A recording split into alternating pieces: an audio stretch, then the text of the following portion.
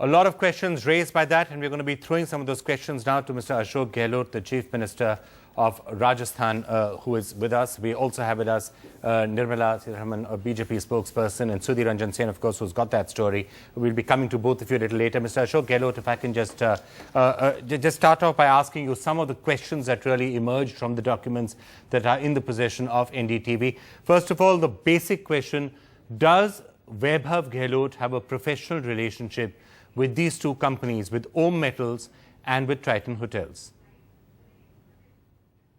नहीं, कोई व्यावसायिक रिश्ते तो हो नहीं सकते।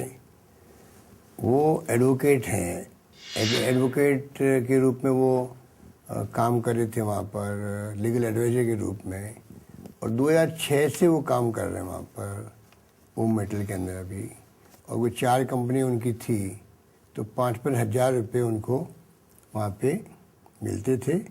मैंने जानकारी प्राप्त की उनसे, तो 20,000 रुपये मिलते थे, बाद में उन्होंने 30,000 रुपये किए। तो इस प्रकार से लीगल एडवाइजर के रूप में वो जो होटल ट्राइटन है वहाँ पे वो काम कर रहे हैं लीगल एडवाइजर के रूप में।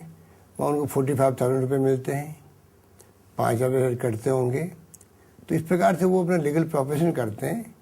और मेरा शुरू से कमिटमेंट खुद का रहा है कि मैं नेपोटिज्म के और फेवरेटिज्म के खिलाफ हूँ, चाहे वो परिवार का व्यक्ति हो, चाहे कोई करीबी व्यक्ति हो। वो मुझसे उम्मीद भी नहीं कर सकता कि मैं उनको फेवर करूंगा। और मुझे इस बात के लिए आराम है कि वो मुझसे एक्सपेक्ट भी नहीं करते हैं, जो मेरी नेचर को जानते हुए शुरू से ही। तो मैं बिल्कुल ही उस रूप में मैंने हमेशा काम किया है। गेहलोत साहब, कोई जो स्पेसिफिक पॉइंट्स है हम आपसे पूछना चाहेंगे। जैसे कि एक तो सवाल ये उठता है कि ट्राइटन होटल्स जो है उनका जो लैंड यूसेज था वो क्या एग्रीकल्चरल से कमर्शियल शिफ्ट होने की परमिशन उनको क्या 2009 में मिली थी, और इसके वजह से होटल का जो एरिया है वो काफ़ी बढ़ गया?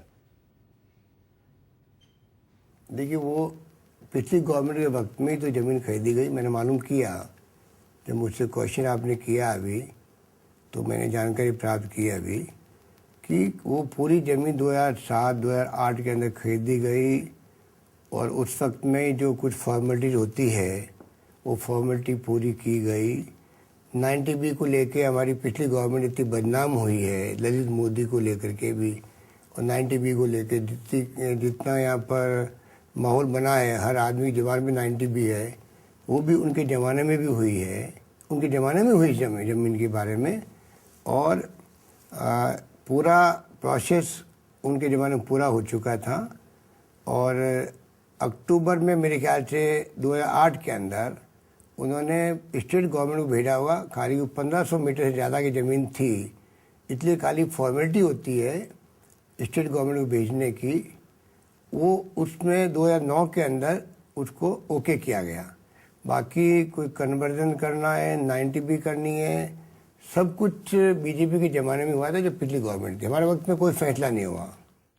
सर, एक और जो बात इसमें से इन पेपर से निकलती है कि ओम मेटल जो कंपनी है उसको क्या एक परमिशन मिली थी हाई राइज बिल्डिंग बनाने की, जो स्टैचू सर्कल जयपुर में है, उमेद मिल्स की जो ज़मीन है, वहाँ उनको ये परमिशन मिली थी। और जो वहाँ हाई राइज बिल्डिंग बनी है वो क्या बिल्डिंग बायलॉज के अकॉर्डेंस में है?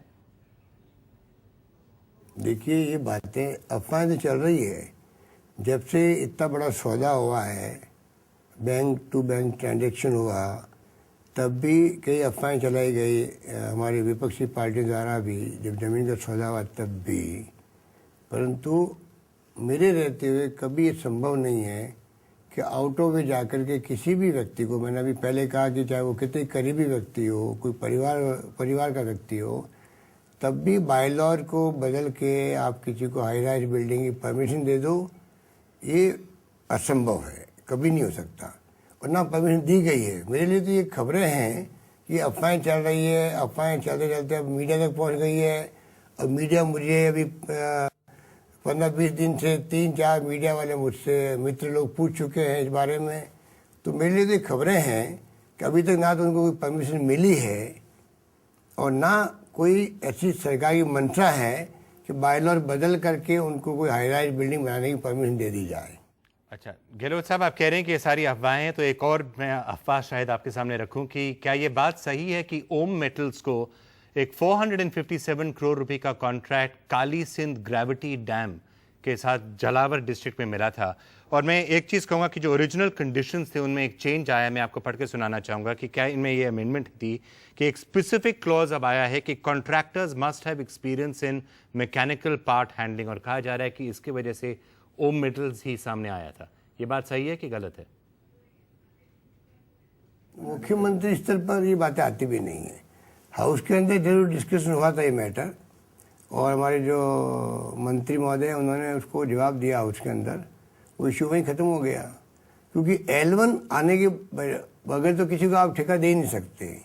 कोई ठेका, ये तो 400 करोड़ का ही है। 4000 करोड़ के होते हैं, 5000 करोड़ के ठेके होते हैं, 8000 करोड़ के ठेके होते हैं, तब भी बिना L1 के कोई ठेका नहीं दे सकता कोई भी। और अगर दे दिया जाता है तो L2 L3 वाले छोड़ते भी नहीं हैं, वो सीधा कोर्ट में जाते हैं, 2 मिनट में एक्शन ले देते हैं। तो ये तमाम, मैंने कहा ना, ये तमाम बातों को जानबूझ करके एक अफवाह के रूप में मैं समझता हूँ कि मिस्चीवियसली ये बातें फैलाई जा रही है। क्योंकि हमने पिछली गवर्नमेंट में इतने ज़्यादा आरोप लगाए कि उनकी पूरी नींद हराम हो गई थी। जिस रूप में करप्शन ऑर्गेनाइज वे में हुआ था उस ज़माने के अंदर, और जो ब्रोकर थे हमारे माने हुए मोदी साहब, वो तो पता नहीं हिंदुस्तान छोड़ के कहाँ छिपे हुए हैं, वो एक अलग कहानी, लंबी कहानी हो। तो अब क्या है कि इतनी बड़ी उस वक्त में इशू बन गया था करप्शन का कि हमारी गवर्नमेंट में आते ही मैंने सबको निर्देश दिए, हमने इशू बनाया है उस गवर्नमेंट के खिलाफ में करप्शन का। इसलिए कोई व्यक्ति अगर करप्शन करने के लिए अगर दोषी पाया गया तो सरकार छोड़ेगी नहीं उसको। तो हमारी मंशा स्पष्ट है, हम चाहते हैं कि ट्रांसपेरेंसी हो। हमने तो स्लोगन दे रखा है कि हमारी सरकार संवेदनशील, पारदर्शी और जवाबदेह प्रशासन देगी राजस्थान के अंदर। हम पब्लिक के ट्रस्टी के रूप में काम करना चाहते हैं, जो कि हमारा डेमोक्रेसी के अंदर सबसे बड़ी भावना होनी चाहिए। हम आम जनता के ट्रस्टी के रूप में हैं। हमें कोई अधिकार नहीं है कि हम फेवरेटिज्म करें या नेपोटिज्म के आधार पर फैसले करें। मैं इसके सख्त खिलाफ हूँ। NDTV's Cricket app, Android and iPhone, fastest scorecard, special analysis, and much more. Download free. ndtv.com/apps.